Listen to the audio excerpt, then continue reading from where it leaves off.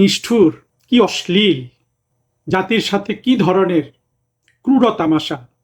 আপনারা নিশ্চয়ই দেখেছেন ইউনূস তার জন্মদিনে যখন তার হত্যা করা শিশুর সংখ্যা ৭০০ দাঁড়িয়েছে, সে বিদেশিদের সাথে মিলেমিশে জন্মদিনে নাচছে। আজকে আমি একটা আমিনুল হক পলাশের ইন্টারভিউ শুনছিলাম। আমিনুল হক পলাশ বলছিল যে তার বিরুদ্ধে যত ডকুমেন্ট ছিল 2024 রাষ্ট্র ক্ষমতা হাতে পেয়ে সে কিন্তু সব ডকুমেন্ট গায়েব করে দিয়েছে। এবং এমনকি 1996 সালে ইউনূস যখন 3 মাসের জন্য তত্ত্বাবধায়ক সরকারের উপদেষ্টা হয়, তখনও সে ক্ষমতার অপব্যবহার করে বিভিন্ন প্রতিষ্ঠান গড়ে তোলে, শত শত কোটি টাকা লুটপাট করে। পলাশের দেয়া তথ্য, পলাশকে আপনারা চেনেন, সে অত্যন্ত গুরুত্বপূর্ণ একটা কাজ করেছে একজনের সাথে পার্টনারশিপে। ইউনূস ফাইলস নামে ইংরেজিতে একটা বই বের করেছে এবং পলাশ যেটা বলেছে যে কোনো ধরনের গুজবমূলক কিছু নয়, সম্পূর্ণ ডকুমেন্টের বেসিসে ইউনূসের অন্ধকার চরিত্রের একটা অংশ তারা প্রকাশিত করেছে। আমি পলাশের এই বইটা যে আমাদের জন্য একটা অমূল্য সম্পদ হয়ে গেল, সেটার জন্য পলাশকে শুভেচ্ছা জানাচ্ছি এবং সবাইকে এই ব্যাপারে আরও জানার, বইটা সংগ্রহ করার এবং সেখান থেকে ইউনূস সম্পর্কে জানার জন্য অনুরোধ জানাচ্ছি। আপনারা জানেন পলাশ আমাদের একজন সাবেক গোয়েন্দা কর্মকর্তা। পলাশ এবং তার স্ত্রী এই ইউনূসের সরকারকে লাথি দিয়ে তারা বিদেশে চলে যায়। বর্তমানে তারা প্রধানমন্ত্রী শেখ হাসিনার পক্ষে স্বামী স্ত্রী একটা পুরো পরিবার অ্যাক্টিভিজম করছে, বই লিখছে, সব ধরনের আপনার এই বাংলাদেশের মুক্তিযুদ্ধের সরকারকে প্রতিষ্ঠিত করার জন্য তারা কাজ করছে। তাদেরকে অভিনন্দন। এবং আমি পলাশের বইয়ের অনেক এটা যে আমাদের জন্য অনেক কাজে লাগবে সেটার জন্য আমি পলাশকে ধন্যবাদ জানাই। আর ইউনূস সম্পর্কে পলাশ কিন্তু আমাদের একজন অথরিটি হয়ে গেল, যে ইউনূসের সব কিছু কিন্তু পলাশ জানে, তার একটা অংশ সে তার বইয়ে প্রকাশ করেছে। আমরা যদি ইউনূসের চরিত্রের আরেকটু গভীরে যাই, দেখেন এই লোকটা বাংলাদেশের দারিদ্র্যকে সে বিক্রি করেছে। গ্রামীণ ব্যাংকের প্রতিষ্ঠাতা না হয়েও প্রতিষ্ঠাতা হিসাবে সে পৃথিবীকে নিজেকে ছড়িয়েছে। আমরা পৃথিবীর সামনে একটা দৃষ্টান্ত স্থাপন করব যে ইউনূস নামক সন্ত্রাসীরা কিভাবে পশ্চিমাদের সাহায্যে, পশ্চিমাদের উৎসাহে, পশ্চিমাদের পৃষ্ঠপোষকতায় নারকীয়তা চালাতে পারে, কি ধরনের ভয়াবহ দানবিকতা চালাতে পারে, সেগুলো আমরা বাংলাদেশকে যেমন দেখাবো, তেমনি আমরা মানবিক পথে ন্যায় বিচারের পথে ইউনূস তোমার আমরা কিন্তু বিচার করব। সেখান থেকে তুমি মরে গেলেও উদ্ধার পাবে না, জীবিত থাকলেও উদ্ধার পাবে না, পালিয়ে গেলেও উদ্ধার পাবে না, বাংলাদেশে থাকলেও উদ্ধার পাবে না। কি নিষ্ঠুর, কি অশ্লীল, জাতির সাথে কি ধরনের ক্রূর তামাশা। আপনারা নিশ্চয়ই দেখেছেন ইউনূস তার জন্মদিনে যখন তার হত্যা করা শিশুর সংখ্যা ৭০০ দাঁড়িয়েছে, সে বিদেশিদের সাথে মিলেমিশে জন্মদিনে নাচছে। সেখানে বাংলাদেশের তেমন কোনো মানুষ নাই। তার প্রেমিকা লামিয়া এবং আমি যতদূর চিনতে পেরেছি বাংলাদেশের শীর্ষ জঙ্গি মাহমুদুর রহমান এবং 24-এর চরমপন্থা উত্থানের নায়ক নাহিদ, এরা আছে। আপনারা চিন্তা করতে পারেন, এক ব্যক্তি একটা দেশ ধ্বংস করে দিল, সেই দেশে বসে সে ৮৬ বছর বয়সে তার জন্মদিনে নাচানাচি করছে। বাংলাদেশে এর চেয়ে হতাশার বিষয়, এর চেয়ে বাংলাদেশের সাথে চরম তামাশার, চরম অপরাধ আর কি হতে পারে? বন্ধুরা, আসুন আমরা একটু ইউনূসের চরিত্রটা ঘুরে আসি। আমরা দেখেছি 24-এর জঙ্গি উত্থানকালে অনেক ধরনের বুদ্ধিজীবী নামক শত্রু বাংলাদেশে তৈরি হয়েছিল এবং তারা তাদের সেই মিথ্যা অপপ্রচার ভূমিকা রেখে গেছে। ইলিয়াস, পিনাকি, মাহমুদুর রহমান, ফরহাদ মজহার, কার নাম বলবেন? কিন্তু বাংলাদেশের সাথে যারা সবচেয়ে বেশি তামাশা করেছে, সবচেয়ে বেশি নিষ্ঠুরতা করেছে, দীর্ঘ নিষ্ঠুরতা, তাদের মধ্যে তো ইউনূসের সমান কেউ নাই। ওয়াকারকে বলতে পারেন, ওয়াকার সেনাবাহিনী প্রধান হিসাবে রাষ্ট্রের সাথে বিশ্বাসঘাতকতা করেছে, তার নিয়োগকর্তার সাথে বিশ্বাসঘাতকতা করেছে। কিন্তু ওয়াকারকে তো আমরা বুঝতে পারি, তাই না? একটা সীমিত মানের, অতি সীমিত মানের একজন চরমপন্থী, যে রাষ্ট্রের টাকায় ভরণ পোষণ করেছে, চাকরি করেছে, দিনের পর দিন আপনার স্বপ্ন দেখেছে বাংলাদেশকে একটা জঙ্গি রাষ্ট্র বানাবে। ওয়াকারের কাহিনী কিন্তু এখানে শেষ। কিন্তু ইউনূস কি সহজ সরল চরিত্র? ছোটবেলায় বিদেশে চলে গেছে, সেখানে গিয়ে নানান ধরনের জীবনযাপন করেছে। যেটাকে ইসলামিক চরমপন্থীরা চরম শত্রুতা হিসাবে দেখে। সে নাকি খ্রিস্টানও হয়েছিল, খ্রিস্টান নারী বিয়ে করেছে, সেখানে সন্তান জন্মদান করেছে, সেই সন্তান এখনো অন ইসলামিক পদ্ধতিতে জীবনযাপন করে, সারা জীবন আপনার সমকামীদের এবং বিভিন্ন তৃতীয় লিঙ্গের মানুষদের অধিকারের কথা বলেছে। স্বাভাবিকভাবে তার থেকে শিল্প সাহিত্য আশা করা যায়, অন্তত শিল্প সাহিত্যের পৃষ্ঠপোষক হবে এমন ব্যক্তি।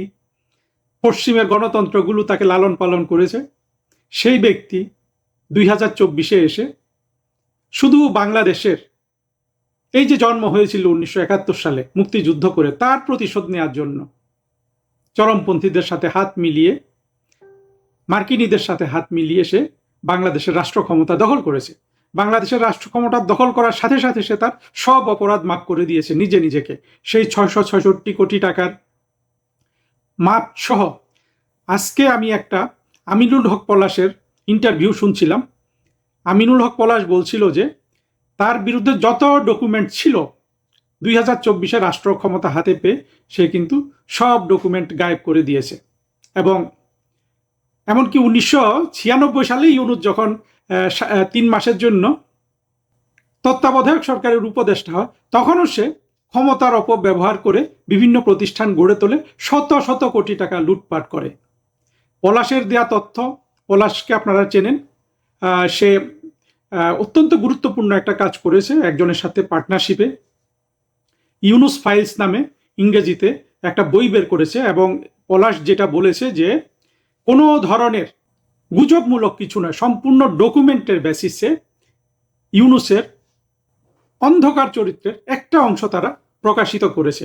আমি পলাশের এই বইটা যে আমাদের জন্য একটা অমূল্য সম্পদ হয়ে গেল, সেটার জন্য পলাশকে শুভেচ্ছা জানাচ্ছি, এবং সবাইকে এই ব্যাপারে আরও জানার, বইটা সংগ্রহ করার এবং সেখান থেকে ইউনুস সম্পর্কে জানার জন্য অনুরোধ জানাচ্ছি। আপনারা জানেন পলাশ আমাদের একজন সাবেক গোয়েন্দা কর্মকর্তা।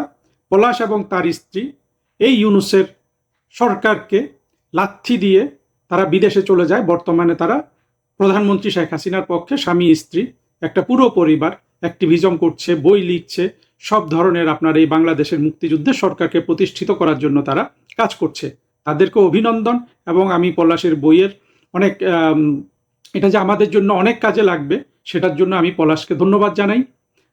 আর ইউনুস সম্পর্কে পলাশ কিন্তু আমাদের একজন অথরিটি হয়ে গেল, যে ইউনুসের সব কিছু কিন্তু পলাশ জানে, তার একটা অংশ সে তার বইয়ে প্রকাশ করেছে।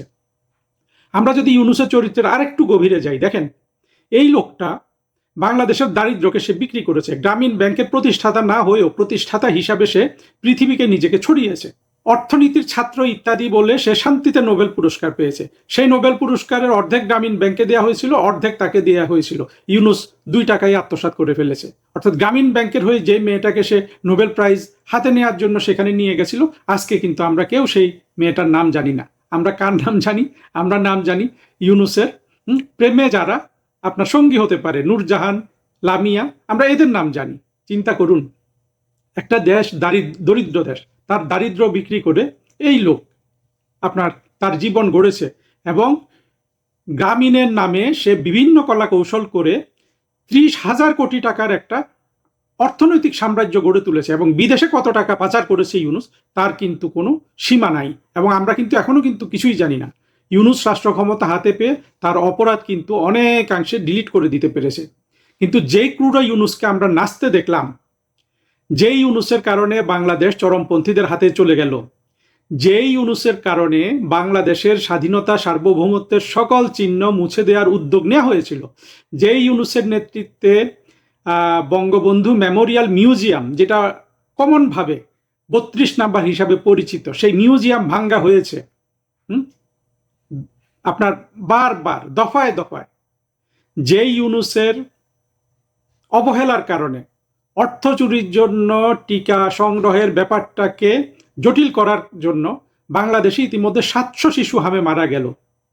যেই ইউনুসের আমলে রাস্তায় মানুষ পিটিয়ে মারা হয়েছে, আওয়ামী লীগের নেতাকর্মীদের পিটিয়ে মারা হয়েছে, তাদের ঘর বাড়িতে আগুন দেওয়া হয়েছে, তাদের বাড়িঘর ছাড়া করা হয়েছে, বাংলাদেশের সংখ্যালঘু সম্প্রদায়ের আপনার উপাসনালয় ভাঙ্গা হয়েছে, তাদেরকে ঘর বাড়ি ছাড়া করা হয়েছে। যেই ইউনুসের সময় এমনকি আমাদের বর্তমান যে স্বরাষ্ট্রমন্ত্রী আছেন সালাউদ্দিন আহমেদ, তিনি পর্যন্ত সংসদে বলতে শুনলাম যে ইউনূসের সময় বাংলাদেশের দুর্নীতি সর্বকালের সব রেকর্ড ছাড়িয়ে গিয়েছিল। যেই ইউনূস সারা পৃথিবীতে পজিটিভ জিনিস বিক্রি করে গরিবের কথা, শিক্ষার কথা, বঞ্চিত মানুষের অধিকারের কথা, তৃতীয় লিঙ্গের অধিকারের কথা বলে সারা পৃথিবীতে আপনার সুনাম করিয়েছে, সেই ইউনূস এই দেশে এই প্রতিটা জিনিস সে আমদানি করেছে। সেই ইউনূসকে কি আমরা সহজে ভুলে যাব? আমাদের মনে থাকবে না ইউনূস কি ক্রূরতার সাথে বলেছিল যে তোমার গ্রামে আওয়ামী লীগ নাই, তুমি ধরতে পারছ? চিন্তা করেন, একটা 85-86 বছরের মানুষ কিভাবে অন্য মানুষকে খুন করার জন্য অন্যদের লেলিয়ে দিচ্ছিল। যে ইউনূস বারবার নাটক করেছে যমুনায়, সন্ত্রাসী হাসনাত আবদুল্লাদের নামিয়ে দিয়েছে আওয়ামী লীগের বিরুদ্ধে কথা বলার জন্য। যে ইউনূস আওয়ামী লীগকে নিষিদ্ধ করেছে। যে ইউনূস রিসেট বাটন চেপে দিয়েছিল সেই বিবিসির সাথে সাক্ষাৎকার দিয়ে, সেই ইউনূসকে আমরা ভুলে যাব? আজকে সেই ইউনূস যে নাচছে, আমার তো ধারণা বাংলাদেশের একেবারে 18 কোটি মানুষের গা জ্বালা করছে। এবং এতটাই দুঃখের বিষয় যে সেখানে কিন্তু এক মাহমুদুর রহমান শীর্ষ সন্ত্রাসী ছাড়া আর কেউ যায় নাই, না বিএনপিরও কেউ যায় নাই। কতগুলো বিদেশিকে নিয়ে নাচে, বিদেশিদের নিয়ে নাচা তো ইউনূসের পক্ষে খুবই সহজ। ইউনূস তো বিদেশি প্রোডাক্ট। আমাদের দুর্ভাগ্য, এমন একটা প্রোডাক্ট আমাদের কাঁধে চেপে বসেছিল। বন্ধুরা দেখেন, এই যে ফরহাদ মজহার, সলিমুল্লাহ, পিনাকি, ইলিয়াস, এরা এক একটা এই ধরনের এক একটা অপরাধী, এক একটা রাষ্ট্র ধ্বংসকারী। এক একটা জাতিতে একজন করে হয়তো আপনি 300 বছরে 400 বছরে পাবেন। আমাদের দুর্ভাগ্য, আমরা কিন্তু আমাদের জাতিতে এতগুলো অপরাধীকে একসাথে পেয়েছি। পিনাকি, ইলিয়াস, মাহমুদুর রহমান, ফরহাদ মজহার, সলিমুল্লাহ, কিন্তু সবার উপরে, সবার গডফাদার, সবার উপরে, সবার নেতা হলো ইউনূস। আমরা ইউনূসকে এত সহজে ভুলে যাব? ইউনূস বারবার তার নাচ দেখিয়ে আমাদেরকে শুধু তার অপরাধের কথা মনে করিয়ে দিবে, এবং আমরা বারবার স্মরণ করতে থাকব ইউনূস নামের এই ব্যক্তি। বাংলাদেশে তাকে অনেকে মির্জাফর বলেন, অনেকে গোলাম আজম বলেন। আমরা যদি আমাদের বাঙালি জীবনের ইতিহাসের সবচেয়ে শত্রু ক্যারেক্টারগুলো দেখি, আমরা কাদের পাব? আমরা ব্রিটিশদের হাতে ক্ষমতা হারানোর কালে মির্জাফরকে পাব। পরবর্তীতে আমরা আমাদের মুক্তিযুদ্ধে শত্রু হিসাবে গোলাম আজমকে পাব। পরবর্তীতে জাতির পিতার হত্যাকারী হিসাবে খন্দকার মোশতাক এবং তার যেসব সন্তানরা ছিল, আদর্শিক সন্তান ফারুক রশিদ, এদের পাব। পরবর্তীতে আমরা 2024 সালে ইউনূস এবং তার বাহিনীকে পাব। কিন্তু এই যে এতগুলো জাতির শত্রুর নাম নিলাম, আমার দৃষ্টিতে এদের কারো অপরাধ ইউনূসের অপরাধের সমান নয়। ইউনূস এদের কেউ কিন্তু বিদেশে তৈরি করে নাই। গোলাম আজমকে আমরা তৈরি করেছি, আমাদের দেশের ভূমিতে তৈরি হয়েছে। মির্জাফর আমাদের ভূমিতে তৈরি হয়েছিল, খন্দকার মোশতাক এগুলা সব বাংলাদেশের মাটিতে তৈরি হয়েছিল। আর ইউনূস কিন্তু তৈরি হয়েছে পশ্চিমে তৈরি হওয়া মাল আমাদেরকে আকর্ষণ করেছে। আমরা সেই আকর্ষণে প্রতারিত হয়েছি। আর ইউনূসের অপরাধ দেখেন, আরো কত অপরাধ জড়িত, সব তো বলেও শেষ করতে পারছি না। সেই যে পদ্মা সেতু না যাতে না হয় তার জন্য বিশ্ব ব্যাংকে সরিয়ে দেয়া, কোন অপরাধ আপনি ইউনূসের অস্বীকার করবেন? কোন অপরাধটা, এবং কোন অপরাধ সে বাংলাদেশের সাথে না করেছে? এই ইউনূস একটু নাচানাচি করে আমাদেরকে দেখিয়ে দিল যে সে আছে। আমরাও কিন্তু সতর্ক আছি, আমরা জাগ্রত আছি। ইউনূস, তোমার বিচার কতটা কঠোর হবে, মানুষ কতটা তোমার উপর ক্ষিপ্ত, সেটা তুমি খুব দ্রুত বুঝতে পারবে। সেই সময় তুমি পাবে কি পাবে না আমি জানি না, তুমি হয়তো পালিয়ে যাবে। কিন্তু বাংলাদেশে কিন্তু ইউনূস, তোমার নাচ তো দূরের কথা, আজকে তুমি যেই জায়গায় নেচেছো, কোথায় নেচেছো আমি বুঝতে পারিনি, এই জায়গাটাও থাকবে না, এইটাকেও ধোয়া মোছা করা হবে। তোমার গ্রামীণ ব্যাংক, তোমার কত ডালপালা যে কেটে ছোট করা হবে, প্রতিটা জায়গা কিভাবে অদৃশ্য করে দেয়া হবে ইউনূস, তুমি কিন্তু বুঝতে পারছো না। তবে আমরা কোনোটা কিন্তু তোমার মতো সন্ত্রাসী লেলিয়ে দিয়ে, মব লেলিয়ে দিয়ে তুমি যেভাবে করেছো সেই ধ্বংসযজ্ঞের পথে আমরা কিন্তু করব না। আমরা শুধু তোমার দেশের প্রতি শত্রুতা, তোমার অপরাধের, তোমার অর্থনৈতিক চুরির, এবং রাষ্ট্রের সাথে তুমি যেই বেইমানিগুলো করেছো, রাষ্ট্রকে তুমি যেভাবে ধ্বংস করেছো, এবং যতগুলো হত্যাকাণ্ড তোমার আমলে হয়েছে, এমনকি 2024-এর চরমপন্থার উত্থানের সময় যত মৃত্যু হয়েছিল, সন্ত্রাসীরা যত মানুষকে মেরেছে, সবগুলার দায় কিন্তু তোমার কাছ থেকে আমরা নিব। সবগুলার বিচার করে তোমাকে একেবারে সম্পূর্ণ আইনের পথে আমরা তোমাকে বিচার করে শাস্তি দিব। আমরা পৃথিবীর সামনে একটা দৃষ্টান্ত স্থাপন করব যে ইউনুস নামক সন্ত্রাসীরা কিভাবে পশ্চিমাদের সাহায্যে, পশ্চিমাদের উৎসাহে, পশ্চিমাদের পৃষ্ঠপোষকতায় নারকীয়তা চালাতে পারে, কি ধরনের ভয়াবহ দানবিকতা চালাতে পারে, সেগুলো আমরা বাংলাদেশকে যেমন দেখাবো, তেমনি আমরা মানবিক পথে ন্যায় বিচারের পথে ইউনুস তোমার আমরা কিন্তু বিচার করব। সেখান থেকে তুমি মরে গেলেও উদ্ধার পাবে না, জীবিত থাকলেও উদ্ধার পাবে না, পালিয়ে গেলেও উদ্ধার পাবে না, বাংলাদেশে থাকলেও উদ্ধার পাবে না। তুমি কি করবে ইউনুস? তুমি সিদ্ধান্ত নাও। আমাদের সিদ্ধান্ত কিন্তু তোমার ব্যাপারে অনেক আগেই নেওয়া হয়ে গেছে ইউনুস। এই নাচ তোমাকে শুধু এটা সাহায্য করছে আমাদের যে তুমি কি ক্রূর, কি নিষ্ঠুর, কি অশ্লীল, কি অসভ্য ছিলে ইউনুস, কত অসভ্য তুমি ছিলে। তোমার এই নাচ আমাদেরকে কিন্তু সেটা শিখিয়ে দিচ্ছে, সেটা বারবার স্মরণ করিয়ে দিচ্ছে। আসলে আমাদের এর বেশি কিছু বলার নাই। আমি মুখ থামাতে পারছি না।